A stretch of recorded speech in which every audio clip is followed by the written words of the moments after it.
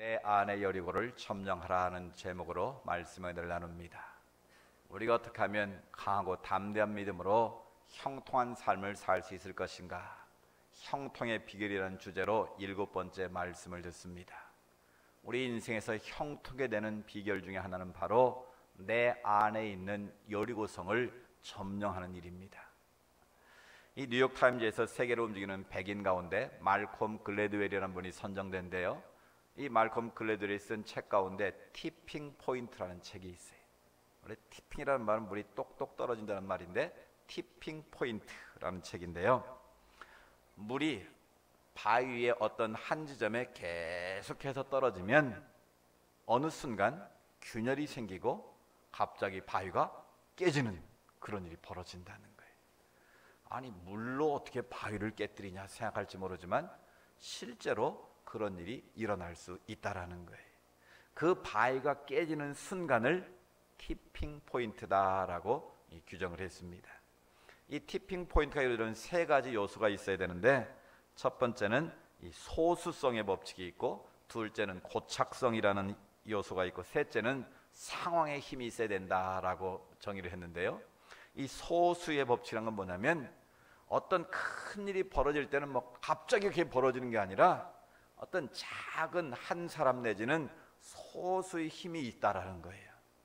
그 창조적 소수의 사람에 의해서 그 일이 역사가 나중에 이루어진다는 거예요. 그게 바로 소수의 법칙이라는 거. 두 번째는 이 고착성이란 말은 지속성을 말하는 거예요. 물이 그 바위 한 지점에 계속 떨어지는 것처럼 어떤 일을 지속적으로 계속 하다 보면, 세 번째로 상황의 힘, 주변의 사람들이든 여러 가지 여건이든 환경이든 그것이 딱 맞아 떨어지는 순간 우리가 기대할 수 없는 놀라운 일들이 벌어지게 된다는 거예요. 그 순간을 티핑 포인트다라고 말합니다. 그래서 그 예를 들고 있는데, 혹시 여러분 아실지 모르겠는데 허쉬퍼피라는 그 신발이 있어요. 미국에서 이 신발을 만들었는데 이 매출이 급감해가지고 1년에 3만 켤레도 팔지 못했다고 그래요. 그래서 이제 이 사업을 접어버리려고 땡처리하는데 넘긴 거예요. 이걸 미국 뉴욕 소호라는 거리에 땡처리집에다 그걸 넘겼는데, 어느 날 몇 명의 센스 있는 젊은이들이 그 신발을 보고 와서 사서 신기 시작했어요. 보니까 멋져 보이거든요.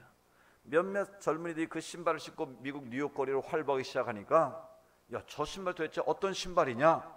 어디서 샀냐? 순식간에 땡처리 가게에 허쉬퍼피 신발이 동이 난 거예요. 그 주문이 쇄도하기 시작했어요. 그래서 갑자기 이 허쉬퍼피라는 이 신발이 소문이 나가지고 1년에 43만 켤레가 팔리는 놀라운 일이 벌어졌다는 거예요. 광고 한 번 한 적 없고 막 팔아보려고 애를 쓰지도 않고 그냥 부도 내려고 땡처리한 물건이 어느 소수의 젊은이들에 의해서 그런 갑작스럽게 새롭게 출발하는 그런 미국의 새로운 신발의 패션을 리드하는 허쉬퍼피로 거듭나게 됐다는 거예요. 여러분, 놀랍지 않습니까? 이런 모든 일들은 소수의 몇몇 사람에 의해서 그것이 점점 확산돼서 어느 순간에 그것이 확 퍼지게 되는 그런 역사가 일어나더라는 거죠. 이 나비 효과라는 말도 있죠. 이 작은 회오리 바람이 여기서 일어나면 한참 되는 저 멀리 가서 큰 회오리 바람처럼 강력한 태풍이 될 수 있고 힘이 될 수도 있다라는 거예요. 이런 우리 삶 속에도 이런 티핑 포인트와 같은 놀라운 일들이 벌어질 때가 있어요.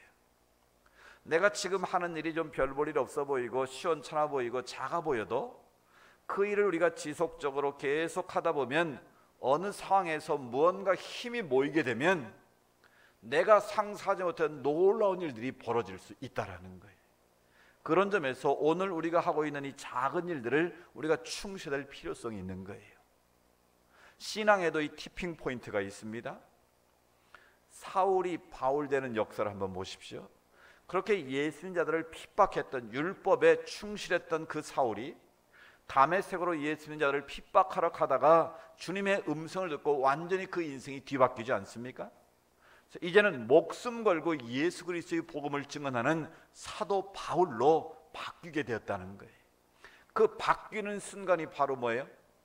인생의 영혼의 티핑 포인트가 됐다라는 거예요. 오늘 본문에 등장하는 여리고성이 무너지는 이 과정도 보면 그 법칙과 동일하다는 것을 깨닫게 됩니다. 여호수아라는 이 소수의 리더, 또 그를 믿고 따르는 소수의 사람들에 의해서 여리고성을 하루에 한 바퀴씩 일곱째 날은 7바퀴를 돌고 지속적으로 그 일을 감당할 때 마지막 날 제사장들의 양강나팔 소리와 함께 외쳤을 때에 순식간에 여리고가 무너지는 하나님의 놀라운 역사가 일어났다는 거예요. 그 여리고 성이 무너지는 그 순간이 바로 영적인 티핑 포인트의 순간이 됐다라는 거예요. 마찬가지로 오늘 우리의 삶의 여정 속에서 우리가 늘 주일날 나와서 예배를 드리고 기도를 드리고 찬양을 부르고 말씀을 듣고 이런 모든 과정들이 어떻게 보면 이래가지고도 뭐 변화가 일어날까? 무슨 삶의 역사가 일어날까? 그렇게 질문을 던질 수도 있습니다. 그러나 분명한 것은 나 한 사람이 하나님 앞에 전심으로 예배하고 주님의 기쁨이 되고 주시는 말씀의 은혜를 통해서 내 심령이 변화되고 역사가 일어나기 시작하면 그 힘들이 어느 순간에 모아질 때 그 자리에 하나님의 놀라운 능력이 임할 줄로 믿습니다.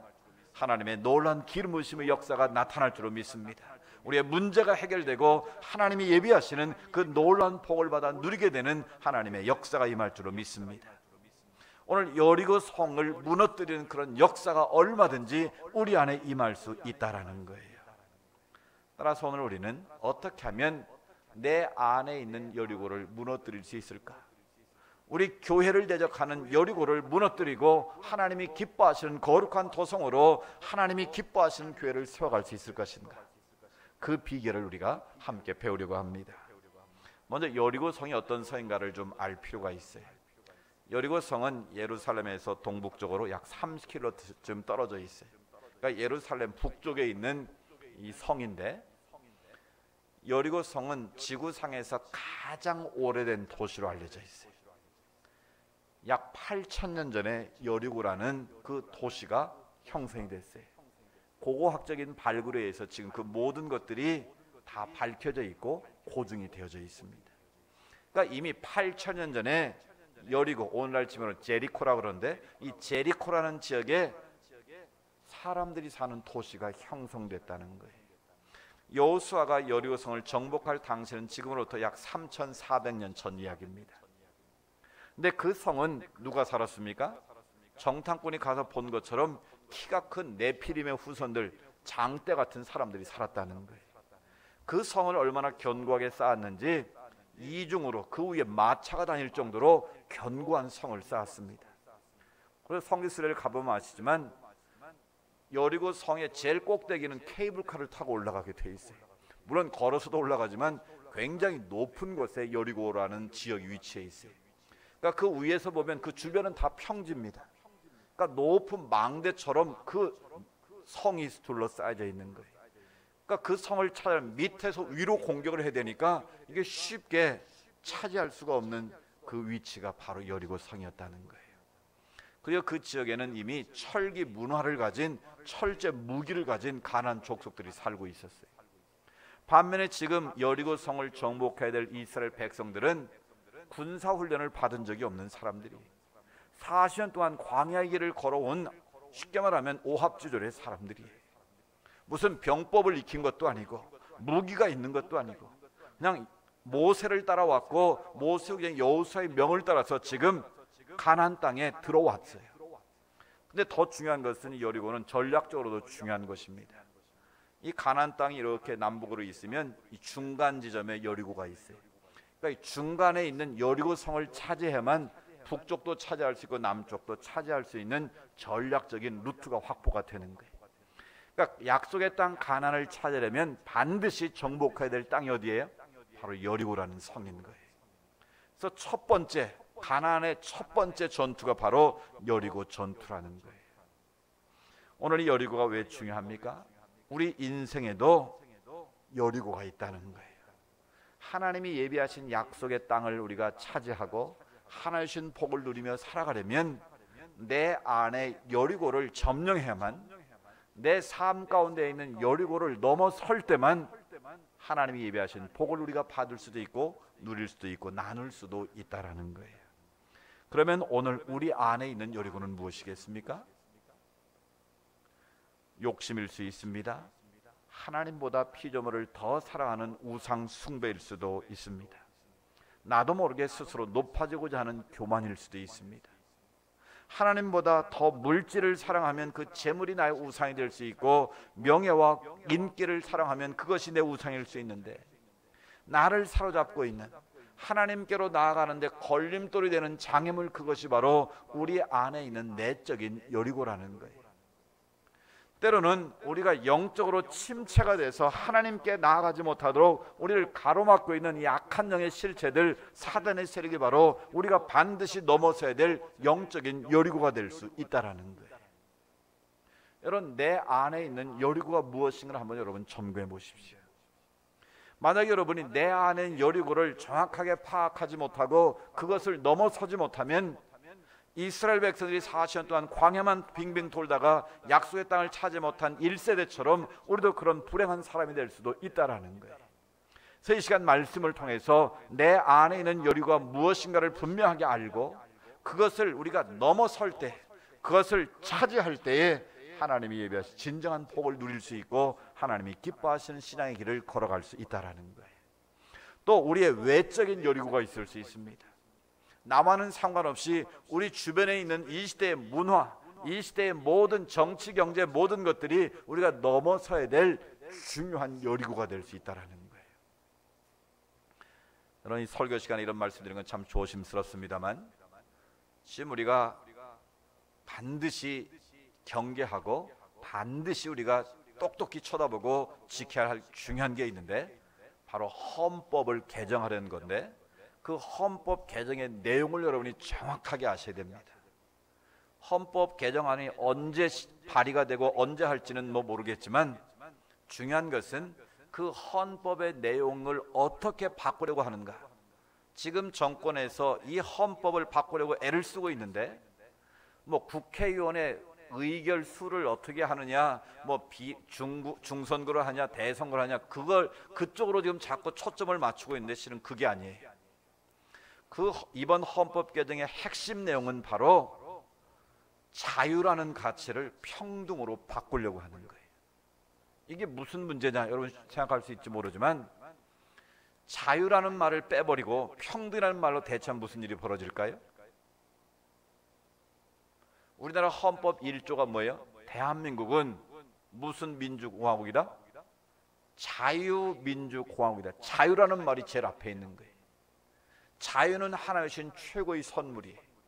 그 자유를 얻으려고 지금까지 군부 독재 우리가 한 거를 했고, 그 공산주의와 피 흘려 싸운 거예요. 그런데 지금 이번 헌법에 자유를 빼겠다는 거예요. 그걸 평등이라는 단어로 바꾸겠다는 거예요. 평등 민주주의는 뭘 말하겠어요? 다수결로 결정하는 민주주의를 하겠다는 거예요. 좀 틀려도 다수가 원하면 다수결로 선거해가지고 투표해가지고 찬반 물어가지고 밀어붙이겠다는 거예요. 이게 뭐예요? 이게 바로 사회주의고 이게 바로 공산주의. 심각한 부분입니다. 그래서 홍정길 목사님이 얼마 전에 문재인 대통령에 직접 편지를 쓴 거를 저한테 보냈어요. 의식 있는 목사들이 기도해달라. 이 나라가 어떻게 해서 이 자유를 얻었는데, 자유를 버리고 다시 평등으로 가버리면 다시 사회주의 공산주의로 바꾸겠다는 건데 그게 되겠느냐는 거예요. 여러분, 북한도 헌법에 뭐라고 명시된 줄 아세요? 북한도 뭐라고 되어 있냐면 헌법에 조선인민민주주의공화국이라고 되어 있어요. 거기도 민주라는 말이 다 들어있어요. 공산주의도 민주라는 말을 굉장히 중요시합니다. 근데 거기서 민주는 뭐예요? 다수결의 원칙을 말하는 거예요. 이번에 중국 인민 대회에서 시 주석이 헌법을 고쳤잖아요. 지금까지는 2번밖에 못하게 돼 있는데 그 임기 제한을 없애버렸어요. 그러니까 어떻게 하겠다는 거예요? 이제 시 황제가 되겠다는 거예요. 끝까지 하겠다는 거예요.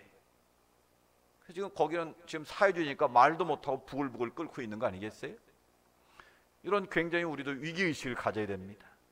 헌법을 언제 개정하느냐는 중요하지 않고 그 내용이 뭐냐, 그걸 우리가 직시해야 돼. 분명히 우리가 자유를 없애고 평등으로 바꾼다면 어떻게든 우리가 막아야 됩니다.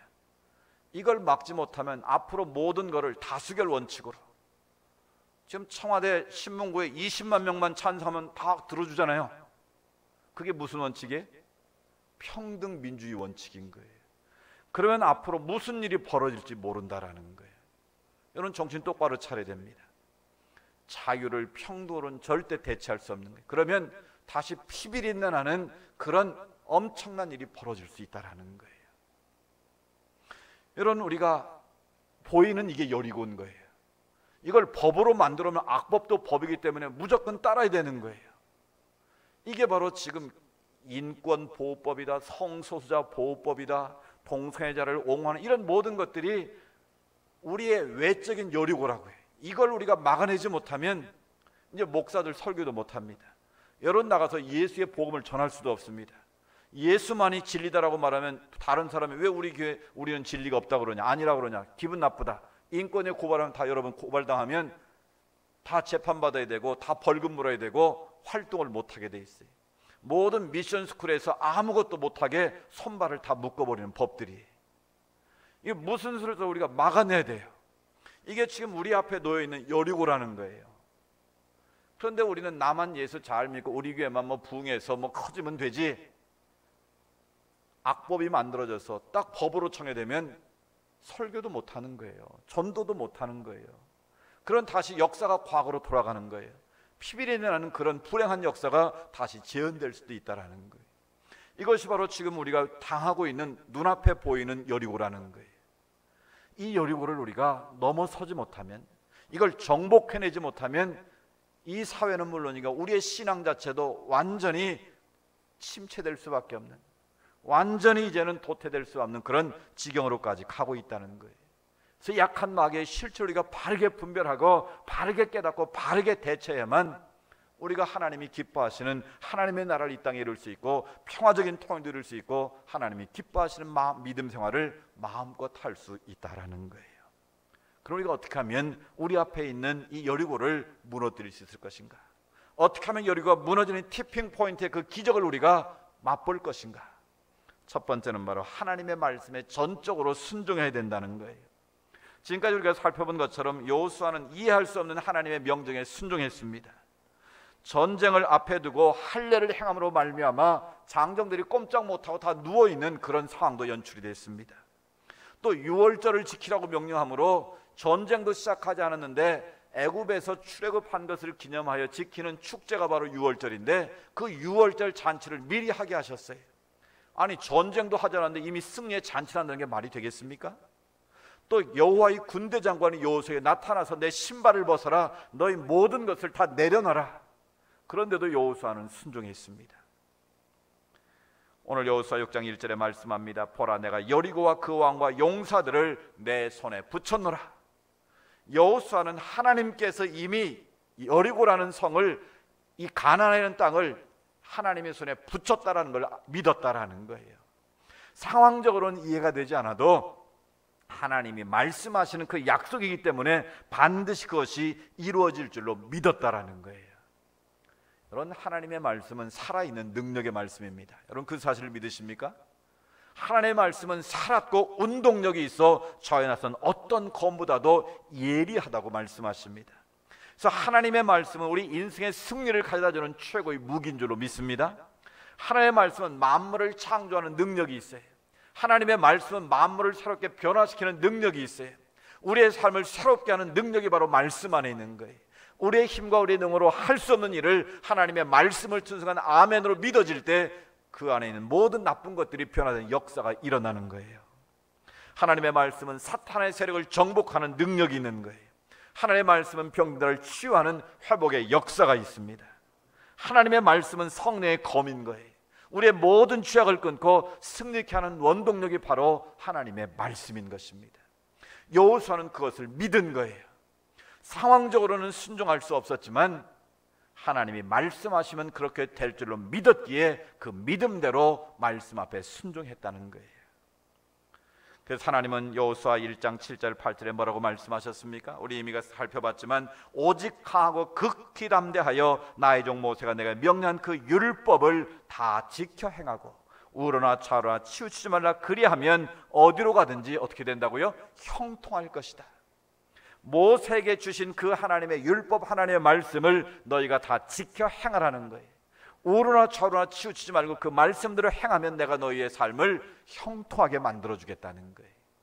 그래서 지금 우리가 형통의 비결이라는 주제를 가지고 하나님의 말씀을 계속해서 듣고 있는 거예요. 이어서 이 율법책을 내 입에서 떠나지 말게 하며 주야로 그것을 묵상하며 그 안에 기록된 대로 다 지켜 행하라. 그리하면 내 길이 평탄하게 될 것이다. 내가 형통하리라. 아멘. 여러분, 그렇습니다. 내가 이성적으로 이해되지 않아도, 상식적으로 볼 때 그것은 안 될 것 같아도 하나님이 말씀하시면 그렇게 될 줄로 믿고 아멘으로 여러분이 순종하는 순간 물이 떨어져 바위가 깨지는 티핑 포인트가 일어나는 것처럼 여러분의 인생 가운데도 승리케 하시는 하나님의 역사가 임할 줄로 믿습니다. 두 번째로 여리고를 무너뜨린 티핑 포인트는 바로 믿음으로 행동하라는 거예요. 하나님이 제시한 여리고 성의 공격 작전은 상식을 뛰어넘는 작전이었습니다. 여리고 성을 매일 한 바퀴씩 돌으라는 거예요. 6일 동안을 한 바퀴씩 6바퀴를 돌고 마지막 7째 날은 7바퀴를 돌라는 거예요. 그 도는데 순서가 있어요. 제일 앞에 무기를 든 군인들이 앞에 서고, 그 다음에 양각 나팔은 제상이 쓰고, 그 다음에 언약궤가 따라가고, 그 뒤에 무장한 군사들이 따라가고 백성이 따라가라는 거예요. 여리고를 한 바퀴 도는데 아무리 빨라도 한 시간 이상 걸리는 그런 코스입니다. 말씀드린 여리고는 높은 곳에 있기 때문에 밑에 도는 게 다 보일까요? 안 보일까요? 빤히 다 내려다보고 있는 상인 거예요. 그때 공격하면 다 죽는 거예요. 그런데도 여호수아는 그 명령대로 행했습니다. 성경에 오늘 일찍이라는 말이 계속 나요. 부사로 일찍이, 그리고 새벽에. 그러니까 한낮 기다렸다가 돈 게 아니라 눈 뜨자마자 일찍 일어나서 그 일에 집중했다는 거예요.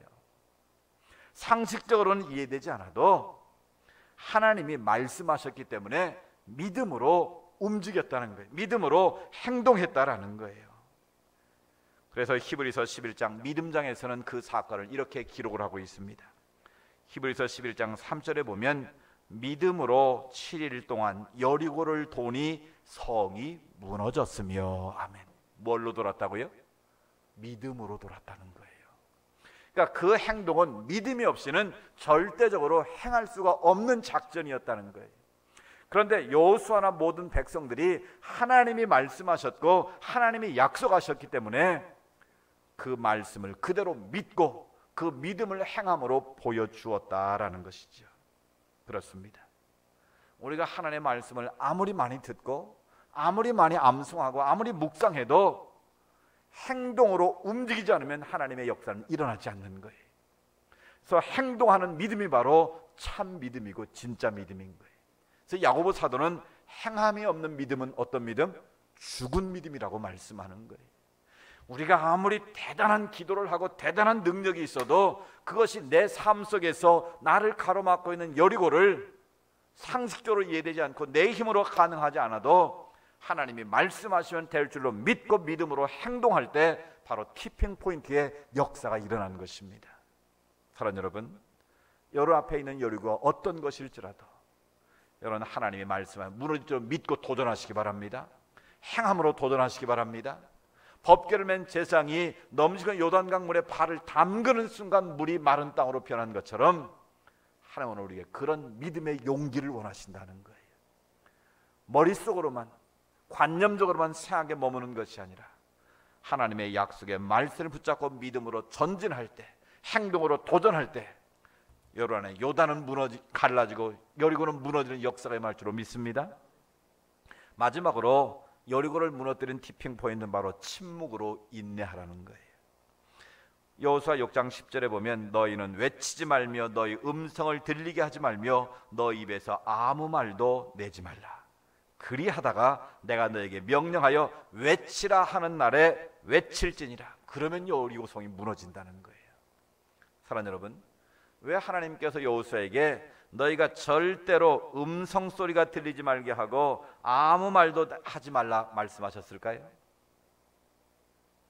이스라엘 백성들의 전문이 뭐예요? 전공이 뭐예요?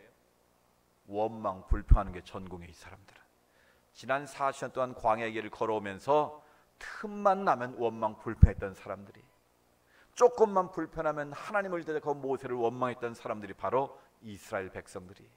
그러다 결국 1세대는 가나안 땅에 들어가지도 못하고 광야에서 다 죽은 거 아닙니까? 지금 가나안 땅에 첫 발을 딘 사람들은 다 신세대라고 그랬어요. 그러니까 하나님께서는 지금 그것을 다 알고 계셨어요. 만약 자유롭게 말을 하게 했더라면 여리고성을 돌았을까요? 못 돌았을까요? 제 생각에는 첫날은 그냥 돌았을 것 같아요. 두 번째 날부터 이제 불평이 나오기 시작했을 것 같아요. 야, 우리가 무슨 뭐 이러다가 다 죽는 거 아니야? 위에서 쏘면 죽는데 왜 우리를 그냥 돌게 하는 거야? 둘째 날까지 돌고 세 번째, 그래 3일을 한번 돌아보자. 세 판은 해야 되니까 아마 세 번까지는 돌았을 것 같아요. 그런데 세 번 이상은 아마 돌기 힘들었을 것 같아요. 왜요? 한 바퀴 돌고 나면 좀 뭐가 먼지라도 좀 떨어 여리고성이 뭐 흔들리는 뭐가 보였을까요? 두 바퀴 돌고 나면 여리고가 뭐 돌이 하나 빠지고 막 그랬을까요? 3일이 지나면 막 돌이 하나 위에서 뚝 떨어지고 막 무너지는 균열이 징조가 보였을까요? 안 보였을까요? 제가 볼 때는 마지막 날 7번째를 도는 순간까지 여리고성 꿈쩍도 하지 않았다는 사실이에요. 그러면 그것을 본 이스라엘 백성이 돌 수 있었을까요? 못 돌았을까요? 절대 못 돌았어요. 왜 돌아야 되냐? 이러다 우리 다 죽는 거 아니냐? 원망 불평 소리가 끝에 다 극에 달하면 도저히 돌 수가 없어요. 하나님은 그것을 아신 거예요. 너희가 절대로 목소리가 옆에 사람에 들리면 안 된다. 아무 말도 하지 않으면 안 된다. 마지막에 제성의 나팔 소리가 울리는 그 순간 외쳐라. 그때만 말하라는 거예요. 여기에 중요한 하나님의 뜻이 계신 거예요. 오늘 우리가 어떤 일을 행함에 있어서 우리는 기다리지 못하고 조급하다가 일을 그르칠 때가 너무 많습니다. 침묵하지 못하고 섣불르게 말을 던졌다가 그 말에 책임도 지지 못하고 하루아침에 무너지는 경우가 있습니다. 그래서 침묵은 금이라고 말하지 않습니까? 그래서 야고보 사도는 말하기는 더디하고 듣기는 속히 하라고 우리에게 명령하시는 거예요. 여러분, 내 앞에 있는 여리고를 점령하기 위해서는 때로는 침묵해야 됩니다. 때로는 6바퀴를 돌고 7일째를 7바퀴를 돌고도 기다려야 되는 그 기다림의 시간이 필요하다는 거예요. 지금 내가 원하는 대로 안 됐다고, 아무런 징조도 보이지 않고 아무것도 이루어지지 않고 있다고 원망 불평하면 1세대처럼 다시 고생만 하고 광야에서 죽게 된다라는 거예요. 그러나 하나님의 때를 기다리고 침묵함으로 하나님의 말씀을 묵상하고 기다림으로 하나님 앞에 엎드려 기도하고 기도함으로 하나님 앞에 믿음으로 살고 있으면 어느 순간에 하나님의 티핑 포인트가 이루어진다는 거예요. 7바퀴를 돌고 마지막 날 소리칠 때에 여리고가 갑자기 무너진 것처럼 우리 안에도 그런 티핑 포인트의 기적이 얼마든지 일어날 수 있다는 것이죠. 사랑하는 여러분, 내 안에는 여리고든 우리가 밖으로 측면하는 여리고든 이런 그 여리고를 보고 두려워하지 마십시오. 미리 겁먹고 원망하나 불평하나 좌절하지 마십시오. 하나님의 손에 이미 그것들은 다 붙잡혀 있습니다. 우리가 하나님의 말씀의 약속을 붙잡고 믿음으로 행동하고 하나님의 때를 기다리고 침묵하고 하나님께 엎드리면 하나님의 방법으로 하나님의 역사를 이루실 것입니다. 일본의 후나이 유교가 지은 100마리 원숭이라는 책이 있어요. 이 책 내용이 참 재밌는데요. 일본에 이 고지마라는 무인도 섬이 있었는데 이곳에 원숭이들이 많이 살고 있다고 그래요. 이곳에 사는 원숭이들은 고구마를 캐가지고 그냥 흙을 털어서 처음에는 먹었다라는 거예요. 그런데 어느 날 어린 원숭이 한 마리가 고구마를 캐가지고 흙만 털어먹지 않고 씻어 먹기 시작을 하더라는 거예요. 그 다른 원숭이 볼 때 신기하잖아요. 저 녀석 봐라, 왜 우리는 그냥 먹는데 쟤는 씻어 먹지? 그래서 자기도 따라서 씻어 먹기 시작한 거예요. 먹어보니까 흙도 씹히지 않고 더 맛있거든요. 그래서 그 행동이 점점 그 고지마 섬에 있는 원숭이의 전염이 된 거예요. 학자들이 이제 신기해서 연구를 시작한 거예요. 아니, 왜 쟤들이 갑자기 고구마를 씻어서 먹지? 근데 놀라운 일이 벌어졌는데 100번째 원숭이가 고구마를 물에 씻어서 먹는 순간 그 고지마라는 섬의 모든 원숭이 다 씻어 먹기 시작했다는 거예요. 근데 더 놀라운 사실은 그 고지마라는 섬뿐 아니라 그 주변에 있는 모든 지역에 사는 원숭이들이 그때부터 갑자기 고구마를 물에 씻어 먹기 시작하더라는 거예요. 그걸 100마리 원숭이의 기적이라고 표현을 한 거예요. 어떤 작은 행동이 한 사람, 두 사람, 세 사람 점점 늘어나서 100번째 사람까지 그 일이 이루어지면 어떤 전달을 하거나 교육을 하지 않아도 그 행동이 하나의 양식, 행동 양식이 돼서 확 전염된다는 거예요. 이게 바로 100마리 원숭이의 기적인 거예요. 이걸 영적 원리로 여러분 한번 잘 적용해 보십시오. 지금 우리가 하고 있는 이 교회 개척이나 이 모든 일들이, 야, 우리가 이렇게 몇 명 갖고 예배드려 가지고 언제 이 큰 하나님의 역사를 이루겠어? 마귀는 자꾸 우리가 그런 생각을 집어넣습니다. 아이고, 안 될 것 같아, 힘들 것 같아. 이건 마귀의 유혹인 거예요. 근데 중요한 것은 지금 이 자리에 계신 여러분 한 사람 한 사람이 고구마를 흙 털어 먹다가 씻어 먹은 원숭이처럼 하나님이 기뻐하시는 예배자로 내가 거듭나고 하나님의 말씀에 사로잡히고 믿음으로 행동하고 끝까지 하나님의 약속을 붙잡고 믿음으로 인내하고 나아가면 오늘 이 자리가 10명이 20명이 되고 20명이 40명이 40명이 100명이 되면 100명의 예배자가 예배드리는 그 순간 하나님의 놀라운 티핑 포인트의 기적이 임할 줄로 믿습니다. 그래서 100명의 예배자를 다 하려고 하는 이유가 우리 목사님 그릇이 100명밖에 안 되나? 그렇게 생각할지 모르지만 저는 이걸 염두에 두고 그렇게 말씀을 드리는 거예요. 지금 중요한 것은 나 한 사람이 여호수아처럼 하나님 앞에 바로 선 믿음의 장수가 되고 하나님이 기뻐하시는 믿음의 사람이 되면 바로 여러분의 믿음의 모습이 점점 사람들에게 전염이 되고 여러분의 가족들에게, 이웃들에게, 친구들에게 전염이 되어져서 100명의 예배자가 이곳에 세워지면 놀라운 부흥의 역사를 이룬 티핑 포인트의 순간이 온다는 거예요. 아멘. 그래서 나 한 사람이 중요한 거예요. 지금 상황을 보지 말고 우리를 통해서 이루어질 100번째 기적을 우리가 믿음의 눈으로 보라는 거예요. 그래서 우리가 100번째 원숭이 역할을 감당하는 것이 우리의 사명이라는 거예요. 그런데 지금 상황에서 우리가 후퇴하거나 좌절하면 그 역사는 이루어지지 않는다는 것입니다. 그렇습니다. 오늘 내 안엔 여리고, 우리 외적으로 지금 우리를 넘어뜨리고 하는 외적인 여리고가 있습니다. 내 힘으로는 불가능해 보이고 내 능력은 그것을 넘어설 것 같이 보일지 몰라도 이미 하나님의 손에 붙들려 있는 줄 믿습니다. 하나님이 사랑하는 교회, 하나님이 사랑하는 이 민족입니다. 일제를 시대에 해방이라는 귀한 하나님의 선물을 주셨고, 유교라는 동족 상대는 비극수에서도 유엔군을 파송해서 이 나라를 지켜주셨습니다. 그 하나님께서 지금도 이 나라를 사랑하셔서 엄청난 부흥의 역사를 일으키셨고 5만 개의 교회가 세워지고 하나님의 백성들이 전교에 기도하게 하셨습니다. 이 민족을 하나님께서 살리실 줄 저는 믿습니다. 따라서 우리가 100마리 원숭이의 그 역사를 이루어갔던 것처럼 우리도 그렇게 하나님 앞에 내 한 사람이 바르게 변화되고 하나님의 말씀을 붙잡고 하나님의 믿음으로 행동하고 하나님의 때를 기다리고 인내하면 나 자신을 통해서, 우리 교회를 통해서, 이 민족을 통해서 세계를 이끌어가는 주역으로 다시 일어서게 할 것을 저는 믿습니다. 이 믿음 가지고 우리 안에는 여리고를 점령하셔서 하나님의 새 역사를 일으키는 티핑 포인트를 맞아서 하나님께 영광 돌리고 여러분의 인생의 길이 형통하게 되는 역사가 여러분 삶 가운데 임할 수 있기를 주의 이름으로 축복합니다.